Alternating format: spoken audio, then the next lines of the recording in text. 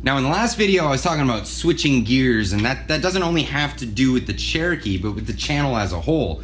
There's some really good reasons for both. Now the main question that everyone's been asking is, well, where's Tommy? And there's a great answer for that. Now the answer comes in the form of how difficult these videos are to actually put together. Not so much how difficult it is to make YouTube videos, but how difficult it is to take time out of your life to put into doing complex videos or even basic videos.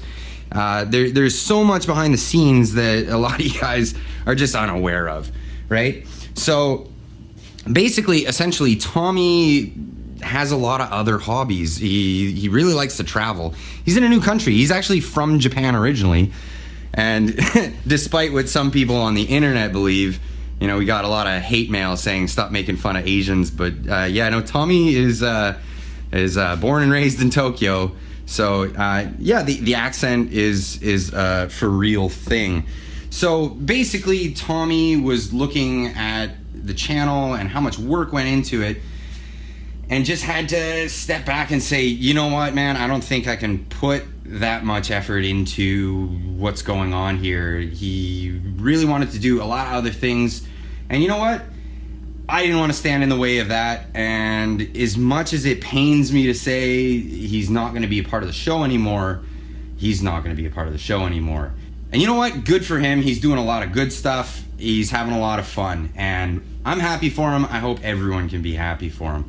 So moving on, the show must go on, but you know, a lot of the way that the show was put together had to do with, you know, little difficulties with Tommy's barrier with the English language. So I put the show together in a way that made it like a show, and it made it easier to script things and have line by line do the show that way.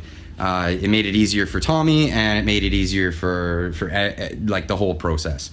Now moving on, I've been doing a lot of videos on another channel called Clyde SoapBox, and I'm actually working on some things today. I have a bunch of tools that I just purchased that I'll be doing reviews for. And yes, I do tool reviews on this channel, but I do them in a little bit of a different way. So on this channel, I'll do videos on tools that I've had for a long time and review them properly, and you know, without any bias, because I bought the tools, so I can say whatever it is that I want about them.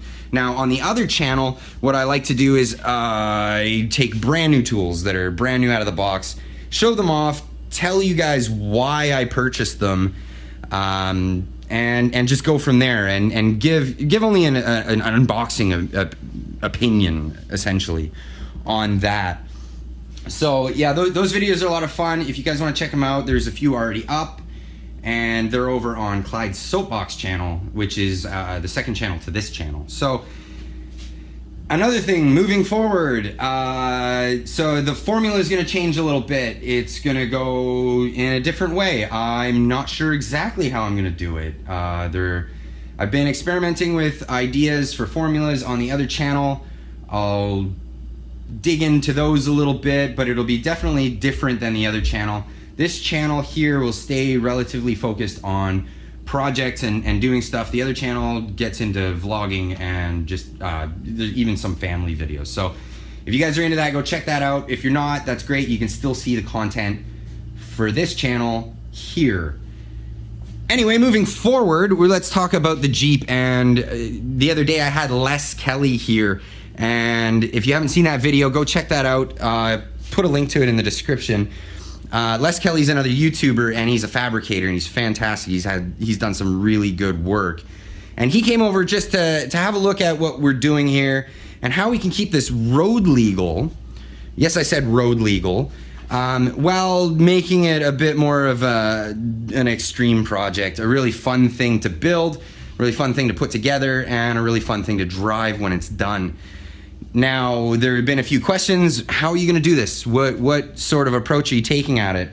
Now, it's been a while since I've seen you guys, and there's been a few developments, right? Nothing really major, nothing enough to make a big DIY video on, but This interior is not the original interior. This is the interior out of a 93 Grand Cherokee.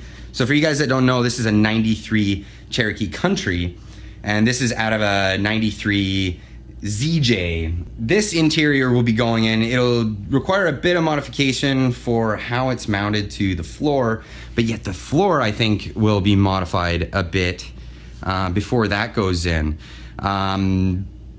There was another video a while back where I was talking about putting a V8 in the Cherokee. Now I have one here which is out of that same ZJ, and this is not a 5.9, this is a 5.2 liter.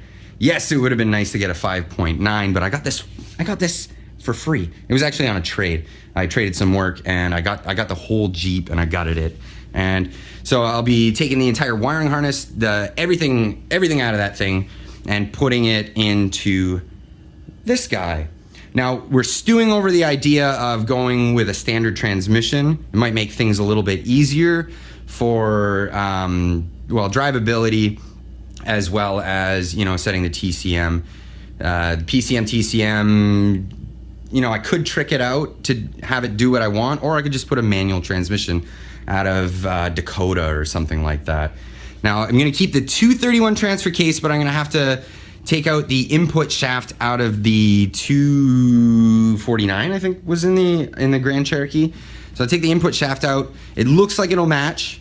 I'm hoping it'll match. From all my research, it looks like it will match.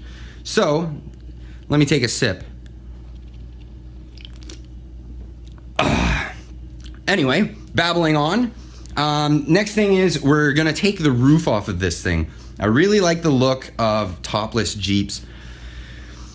I've seen a few different modifications that people have done in the past, and some of them go with like a half roof, some of them go with no roof, and I'm thinking of going with no roof, but I really want to keep the windshield of the Cherokee. I want to have that Cherokee look. I don't want to take away from that. I may do a video coming up about how I did these fenders and how I put them together. For those of you guys that didn't ever see the build thread on Cherokee Forum that this whole channel started from, it was kind of a satirical, funny build thread of sorts where just, you know, messing around, making stuff. And yeah, that was all on that thread on how I put these fender flares together. And I've had a lot of questions from people on how exactly I did that. So maybe coming up, maybe I'll do a video about that. It won't be a DIY, but it'll be covering how exactly I made that happen. So moving on, there are a few other mods that I'd like to do. And the reason for me switching gears for this, the really big one was looking into the interior when I started taking stuff apart. I noticed that there's a seam right at the inner fender in the rear where it meets the floor. There's some rot there and it is open. I was gazing in and I saw daylight through the other side and went, forget this. I'm not making this a daily driver. I'm gonna fix that and I'm gonna make it clean, but we're gonna do things a little bit different. Now I do have a little bit of wheel rub on the inner fender, so I think I might go for tubbing out those fenders just to avoid that. So we'll see how we go about doing that. I'm also stewing over the idea of raising up the floor a little bit so I can suck the gas tank in a little bit higher. That will be fun. Want to get rid of the dashboard. Just get rid of it. So I'm thinking about just flat panel dashing this. To make it road legal here in British Columbia, it has to have defrost. So rather than putting in an entire climate control box in there, I think I might just go with simple fan motors, some simple ducting, and then from there, just have even maybe just a ceramic heater, just to make it road legal. The whole purpose of this is to make it so if I want to go to the trail, I can drive legally on the street to get to the trail and make it a really fun wagon. A few other things that I'm looking to do is, well, what did I say? I've already said I'm doing the engine swap. Oh yes, there's one thing I wanted to do, and it's not really significant, but I think it'd be a lot of fun to do, and that's to switch the windshield wipers. So I have another mechanism out of another vehicle where the wipers, instead of going like this, go like this.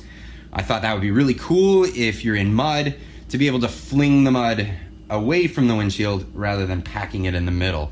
So once the engine's out, I think I'm gonna delve into that. But anyway, guys, this is a more lengthy update on what's been going on and how things have been going. Oh yes, there are a few videos coming up soon where I'll be talking about lights that I selected, bush lights. I went in, there are a lot of lights that have been offered to YouTubers, and there are a lot of lights that I could have potentially bought. I did a ton of research. I really wanted to get something that fit the style, all of that, without just shilling out somebody else's stuff. So that'll be coming up soon, and I definitely think I made the right decision with what I got. And I think I'll be doing a little bit of a North Carolina version of bracing the steering. So you guys got that to look forward to. That'll be coming up very soon. And other than that, I may be forgetting a few things. I may have skipped over a bunch of stuff altogether. So in the end, it's really sad to see Tommy go from the channel, but moving forward, I think this is going to be a really fun project. We're going to take the channel in a different direction. It's going to be a little bit more project oriented. Maybe a few tricks and tips on going through and running into snags and how to work your way around that. So I hope you guys are looking forward to see this, and we will see you in the next video.